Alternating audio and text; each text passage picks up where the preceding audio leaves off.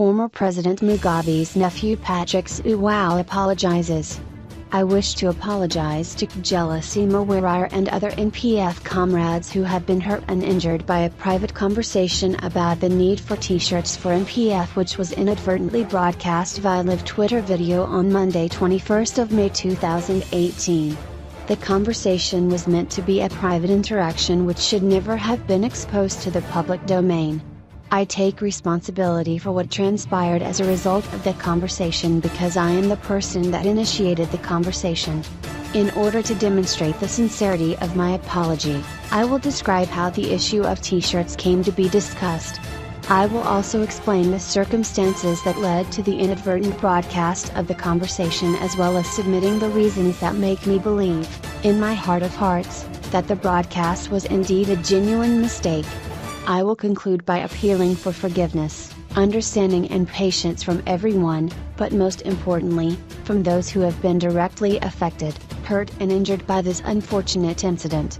On Sunday 20th May 2018, a fellow comrade on one of the NPF WhatsApp chat groups made an observation about the need for campaign material, which included brochures and t-shirts. Mawira then responded by saying that nothing will be done because there were no resources. I immediately engaged Mawira privately on whether that was an official NPF position and on his apparent break from a view that he had previously articulated that NPF issues should not be discussed on social media. Mawira responded by asking, "Is there anything wrong with telling supporters we don't have money?" That response astounded me because I felt that it downplayed the tremendous contributions that have been made by several donors towards NPF over the past 6 months.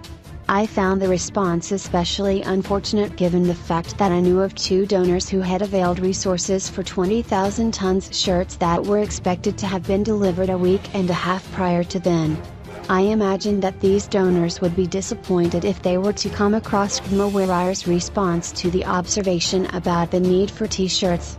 I was however worried about being misunderstood by Mawira should I approach the issue directly with him, given the nature of his previous interactions and engagements with myself and other comrades. I then sought the views, advice and guidance of 3 other colleagues, one of whom was Professor Jonathan Moyo. During my conversation with Professor Moyo, it transpired that his phone, which was in his shirt pocket, dialed onto the Twitter live video mode and inadvertently broadcast our discussion. I take responsibility for initiating the conversation.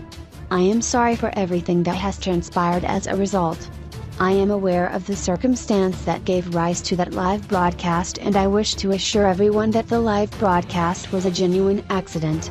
The live broadcast has resulted in people being able to identify the location and route that we took as we were having that discussion. Effectively, the live broadcast has put our safety and security into jeopardy. I definitely know that neither Professor Moyo nor myself would wish to do that. It is unfortunate that some people who would really like to see the NPF project crumble have sought to accentuate this discussion into a crisis by imagining that working relationships have crumbled beyond repair. This is despite the numerous incidences where both Professor Moyo and I have vigorously supported the inclusion of Mawira into the NPF's founding National Executive Committee. I have even written the ZBR10 article entitled "Who is Jealousy Mawira?" in order to dissuade those that had a negative inclination to him. I wish to conclude by requesting the forgiveness of the entire NPF family, and in particular those that have been directly affected, hurt and injured by this unfortunate incident. To Comrade Mawira, I once again sincerely tender my apologies with the hope and prayers that he will appreciate and understand that throughout our conversation, we focused on the need to account for the t-shirts and did not label him as a thief. I hope that he will take the conversation I was having with Professor Moyo in exactly the same way that he takes the conversation between himself, Professor Moyo and I, when he made the statement, "If you cannot account for $1, how can you account for $1 million? I anytime bossa. Si benzilo kilu."